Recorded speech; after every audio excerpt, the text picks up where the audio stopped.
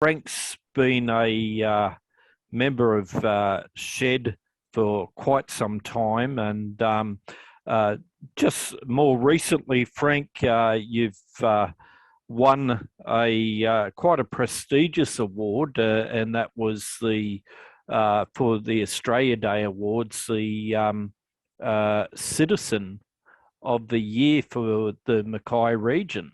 That's quite an honour, mate. Yes, I said at the time when it was announced, I was like the rabbit in the headlights. I really was a bit surprised. I've only been in Mackay about 12 years, and there were people standing up. There were about 113 people being nominated, and the ones that were standing up, I looked around and I knew that many of them had been in Mackay all their life. So I was quite surprised when it was announced. Yeah. So, Frank, the award itself, it's for your the efforts that you put into the community. You're involved in a number of different groups, but a couple of them there that I think's of special note is that you run a day called International Men's Day in Mackay. Tell us a little bit about what that was and how that came about. Yeah, that's relatively new for us. We incorporated. We're running Shed Happens up here. Started Shed Happens up here about when I arrived about 12 years ago, and we needed a structure, so we took on International Men's Day Mackay Inc. as an incorporated association with a president, secretary, treasurer, and 4 committee men. And we decided to celebrate International Men's Day because the pillars of International Men's Day align directly with what we believe and do in Shed Happens. It wasn't being celebrated very widely in Australia, so we decided to celebrate it in Mackay, and we've grown it almost every year with a new aspect. So the first year we celebrated International Men's Day on the day with a corporate breakfast, raised a few bob for Movember. The following year we ran it again, and we introduced a Mackay Man of the Year award to recognise a man who fulfills all the requirements of an authentic man along the principles that Robert Lewis espouses in his book Raising a Modern Day Knight. And then this year we're going to run an art show, and I know about as much about an art show as I do flying to the moon on a broomstick. But the idea is to raise the profile of Shed Happens in Mackay. I still get rung up wanting people wanting to donate timber to me and give me screws and build a Santa house or whatever. And I have to explain that Shed Happens is not the men's shed. So Frank, tell me what when you first came to Mackay 12 years ago, you didn't have a lot of luck getting Shed off the ground initially. There was a fair resistance, you'd say, yeah? Yeah. Yeah, I went round to most of the pastors I could find in the town, and I went and saw them and tried to promote Shed Happens, and the vast majority didn't want a bar of it. Some I got to talk to, others wouldn't even bother giving me an appointment. I have one pastor who said he would help me out with it. So I went to his church for a couple of years, and through their men's ministry, we started Shed Off.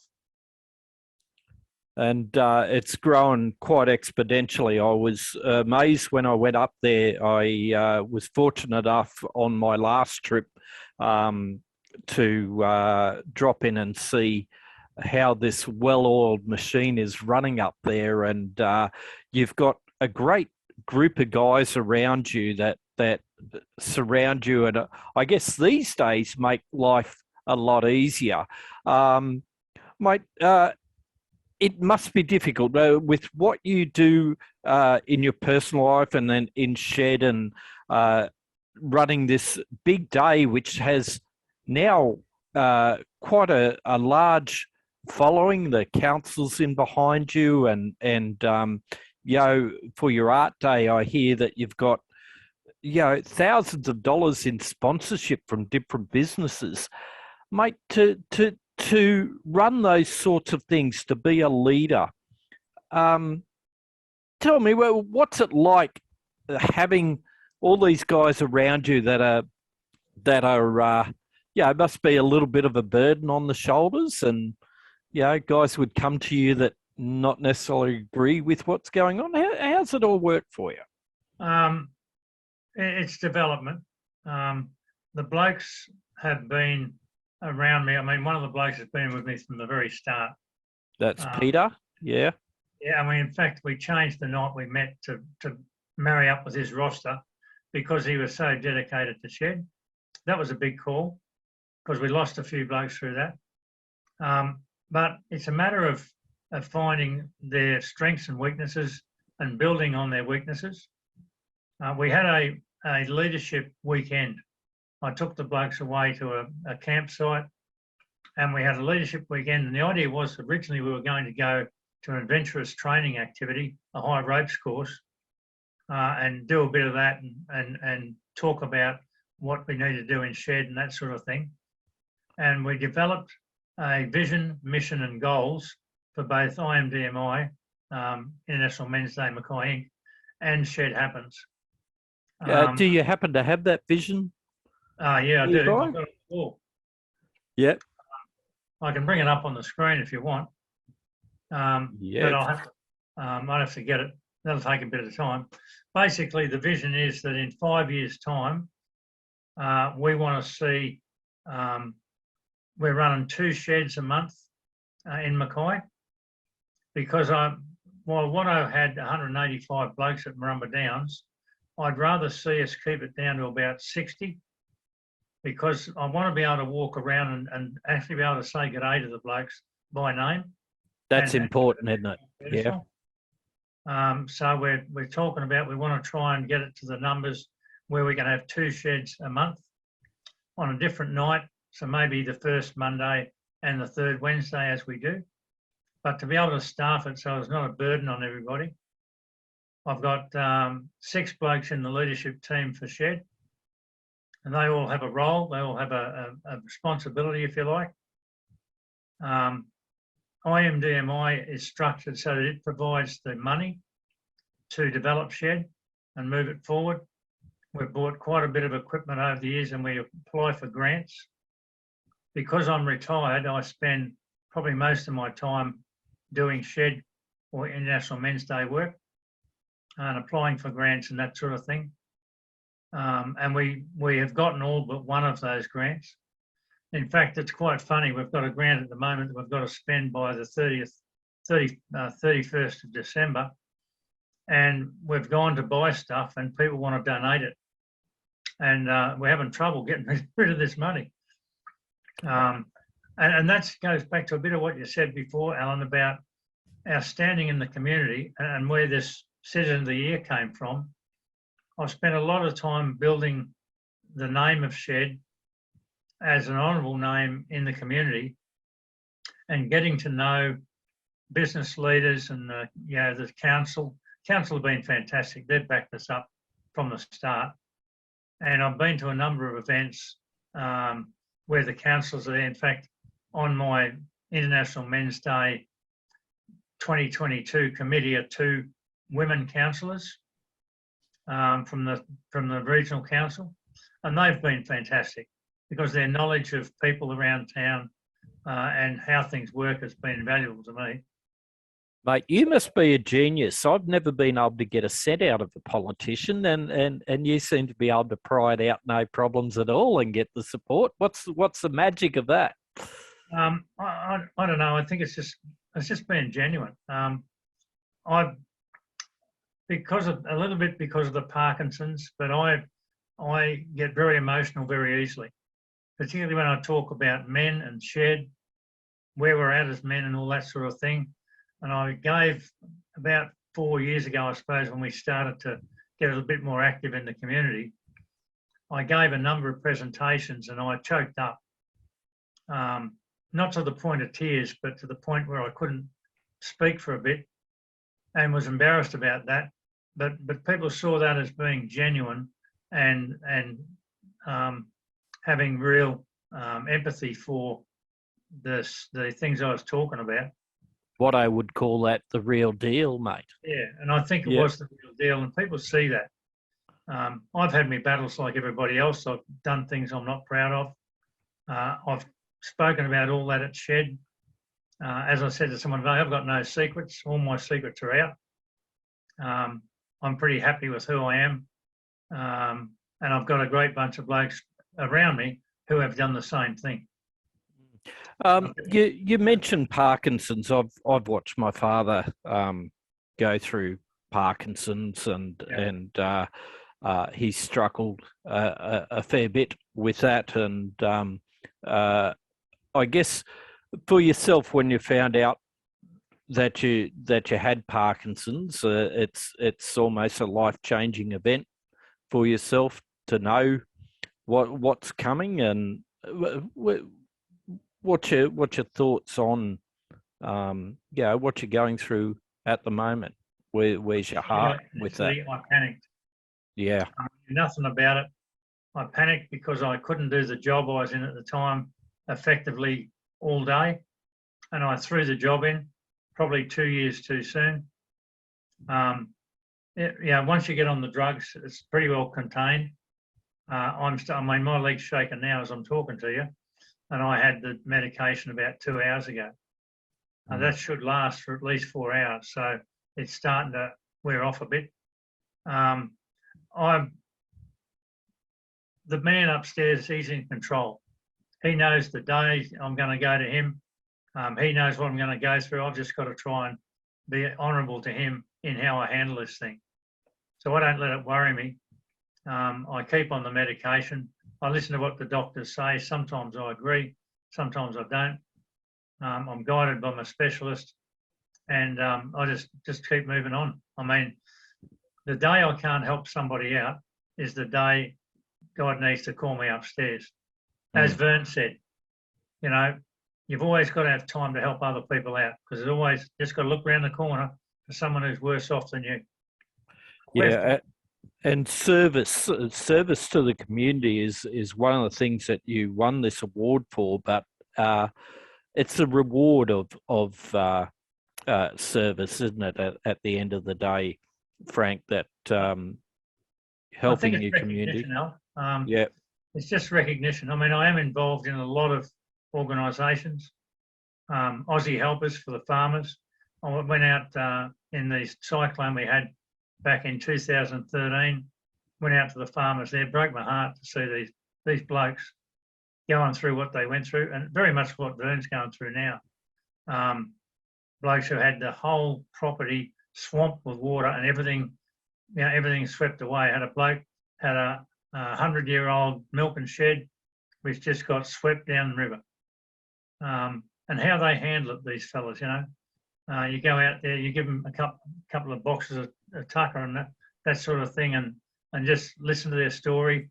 And with some of them who want it, you pray with them, and you feel like you really need to do more, but they appreciate the fact that you're out there helping them out and just listening to their story.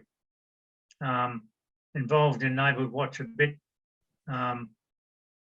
Shed and International Men's Day, of course. That takes up the majority of my time. Frank, the first time that I met you, I could see real leadership skills, and the blokes around you really pay attention to what you say and so forth.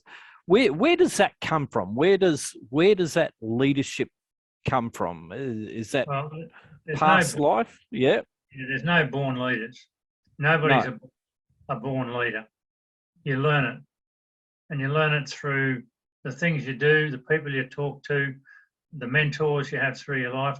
I was fortunate. I spent 25 years in the Australian Army. I got taught leadership in that. Obviously, you've got to learn leadership in that role. I went through to as far as I could go. Ended up being the RSM of an infantry battalion, and got out after we'd done our first tour of East Timor. So for those who don't know RSM, and RSM is basically the platoon leaders or the company leader on the parade ground, correct? Not really. He's the soldiers' representative to the commanding officer. To the officers, yep. And he is the senior soldier of the unit. He's the bloke that carries the big stick behind the colours on the parade ground. And probably the hardest part of the job is that you're the first one on the parade ground and you're the last one off. And that stick gets mighty heavy after about an hour and a half. Yep. Have you still got your stick? Yeah, funnily enough, the only thing I kept was my stick and a slouch There you go. And your slouch hat. You got to keep the slouch hat, hey, mate. That's all right. And so learning that leadership skill, is there a message in leadership? I know myself, being a manager in life, we learn a lot about people skills and so forth. And I think one of the best things that I've ever heard is that to lead men, you've got to be able to use these more than you use this. Is that about right? Yeah. If you want to find the best leader, look to Jesus. Servant leadership is the only way to do it. You've got to put your men before yourself, and their welfare before yours. And what Jesus did in the time that he was in ministry is a great example of leadership. As he washed the feet of Peter and all those things, where he stepped down from being the leader to being the servant, that is the guts of leadership. I was over at West Point. I was over there over in America for a year. I went to West Point, and they've got a whole library full of leadership books. They could have left the library full of Bibles and just highlighted the bits in the New Testament of what Jesus did, and they'd have leadership by the balls. That's great words. Mate, just changing tact, I just wanted to talk about your family. You've got a beautiful wife up there. If I could just touch on family, what's family mean to Frank? Family is very important. It was the reason I left the army when I did. I had an 8-year-old son who I didn't know from a bar of soap. We only had one child, and that was my first wife. I did the wrong thing by her while I was in the army, and that was part of the reason why she left. When I came out of the army, I couldn't talk to her about things close to my heart. Some of the things that I'd done in the army that I wasn't proud of, I couldn't share with her, and she left. We still get along quite well. I had lunch with her a couple of months ago when she visited Mackay, but I blew that relationship through thinking with the old fella and not paying attention to my family. I was the RSM who was on duty all the time. I wasn't the best RSM around by any stretch of imagination. The only reason I got there was because I gave it 100%. But I should have given my family 100%. The army's not really a place for married blokes, to be honest. If you're going to do the job really, really well, which I tried to do, it harms the family, no doubt about it. But my son is over in Japan. He has Asperger's syndrome. He's a high-functioning autism. I'm as proud as punch of him because when he talks to me about what he's doing in Japan as a computer programmer manager, he talks leadership. He doesn't talk management. He's got 3 managers under him. He is the things that I tried to get him to do when I first got out of the army and he used to hate, he now does. So he's fit. He's got a push bike that he rides around all the time. proudest punch. And when I heard Vern talking about his family, family is the most important thing. And one of the heartening things, Al, was we used to do a thing here called Shed at the Beach, which was like a men's breakfast, because we didn't have a men's breakfast happening on my side of town. And I made a point of interviewing high-profile people in Mackay at those breakfasts. So George Christensen, our mayor, the CEO of council, the head copper, all those people, I interviewed them. And the last question I used to ask them what was your greatest achievement? And to a man, they all said, my family. How common is that? And you're talking about it's hard in an army. I think quite often we do get captured in our work life so much that we forget, or not so much forget, but sometimes it can overwhelm us and take us away from thinking of our family because we're so busy at work. I know that I've had those sorts of jobs that you're at 100 miles an hour in your work life and you forget to stop. And it's so important for us to remember that you only get so much time here. And quite often we live to work instead of working to live. Yeah. I mean, it's easy. It's easy to do the work thing because we know what's expected of us. We know how to do it. We don't know how to be a father. We don't know how to be a husband. We have to learn that stuff. And, you know, we have this inbuilt pride which says that when I turn 21 or 18, I'm now a man, so I've got to know it all. And we don't. So we stumble through it, or we realise that we don't, and we seek out information. A lot of young men don't have the mentors, do they, Frank? Sometimes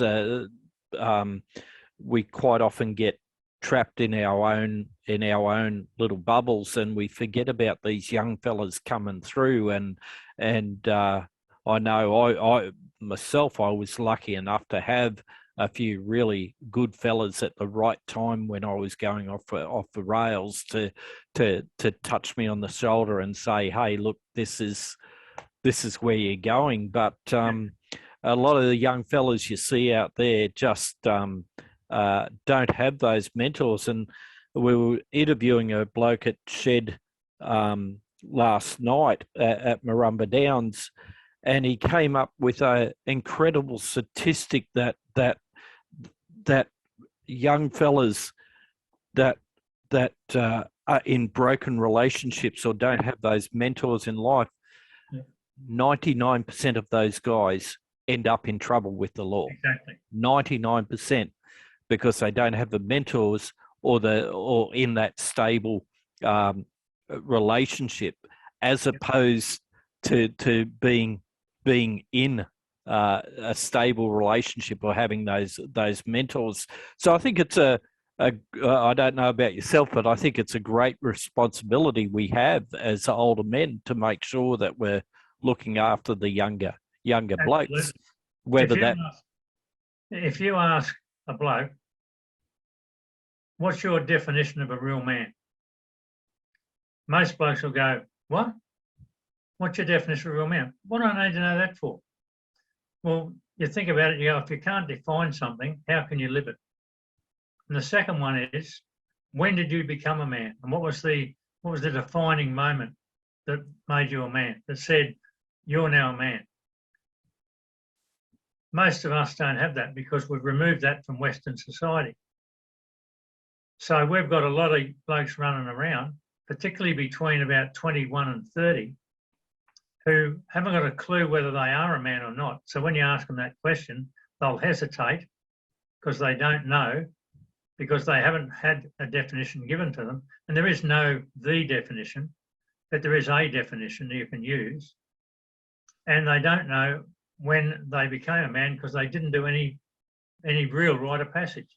No ritual to do so. I was fortunate in that early in the piece I read a book, that book I mentioned earlier, Raising a Modern Day Knight, and I put my son through a rite of passage process for about 7 years, from age 14 through to about 22. And there was times in there where our relationship was really, really rocky and really bad. But he knew when he became a man, because we had a ritual for that, like a marriage ceremony. We had a ceremony. I gave him some trinkets, if you like, to define that.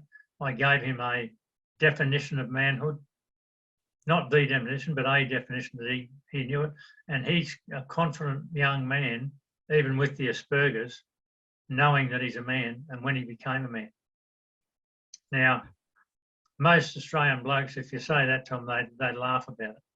But it's very, very serious, because I've got young men in my family. I'm married a second time, and they haven't got a clue about what real manhood is about. They're still kids running around, taking every woman they can find into a bed, on the grog, doing all the kid stuff, but no responsibility in their heart. Don't know what responsibility is. So, is it needed? Absolutely. We can't keep relationships together like marriage relationships unless blokes take on the responsibility that is their God-given responsibility as a man and a husband and a father. And unfortunately, we've got this lie of what a man should be, is this macho fella that has to drink beer and has to act in certain ways and doesn't cry and can't show emotions. And we as men need to be able to get that lie out of the generations. And if we don't start now, I don't think we will. We'll stop. You can see how the world is holding up Shane Warne. Shane Warne could throw a piece of leather down a piece of grass and knock over some stumps, and he was real good at it, which was great. But as far as a role model goes as a man, with all the affairs and all the other bits and pieces he did, not a real man at all, not even close. No. He epitomised all the things that real men don't do. A true message. Yeah. And he's been lauded all over the countryside as being this fantastic bloke. Well, he was a good bloke at throwing a piece of leather down a pitch. Yeah. No, it's hard, isn't it, to get rid of that lie out of the community, and it will take a community to change that over the time. Frank, we're getting close to time, and so I'm very wary of that. I just want to ask you two quick questions, if you could answer it. Who was the mentor that meant the most to you? And lastly, have you got a final message for the fellas here today? I think the main mentor was probably my dad. Dad was the product of the Depression and the Second World War. He didn't communicate a lot, but I never heard him swear. He was a man of honour. If he shook someone's hand on something, that was rock solid in concrete. By his actions, he was a man of honour. He was one of those blokes, a farm boy who could turn his hand at anything. In fact, he trotted up into a Repco shop about 1963 with me in tow, and he pulled apart an automatic transmission. And the bloke behind the counter said, "Oh, are you the local auto trans specialist, mate?" He said, "No, I'm a taxi driver." He got the manual, gone through it, pulled every bit out, looked at it, worked it all out how it worked, and put it back together, and it went no problem at all. He was one of those sort of blokes. He never said to me that he loved me. He never told me that he was proud of me. But when I was at his funeral, his mates came up to me and said, "Your dad was so proud of you. He used to come here and boast about what you were doing in East Timor and all that sort of thing." It was just the generation didn't do that. Message for the blokes. I mean, you blokes are doing shed. You're doing better, blokes. I think if I'm correct, I've only really met two of you in person. That's Jimmy Malloy and Peter Gendra. The others might have been at Better Blokes a few years ago, but I don't know. I don't recognise any faces. But just keep doing what we're doing with Shed, fellas, lifting blokes up and encouraging them. Vern, you're a champion bloke, mate, and you sound to me like you're a champion family around you. And mate, you're in the depths of it now, but you'll get through this. I've got no doubt about that whatsoever. And we just got to keep lifting blokes up. I say in our shed, we're not concerned about where a bloke's been. We're concerned about where he's going. So we have blokes that have been in jail. We've got blokes who have been charged with horrendous crimes, but we're not concerned about that. We're about where they're going, where they're headed. And we get about 44, 45 blokes to shed every month. And it just continues to grow because we're focused on encouragement. And Watto's legacy wasn't Shed Happens. Watto's legacy was no bloke who went backwards with encouragement. So thanks for the opportunity, fellas. Hope you got some gems out of that. I'm just a bloke and I'm just doing it the best I can. Mate, you're a champion, a legend, and thank you very much for coming on tonight. It was a pleasure.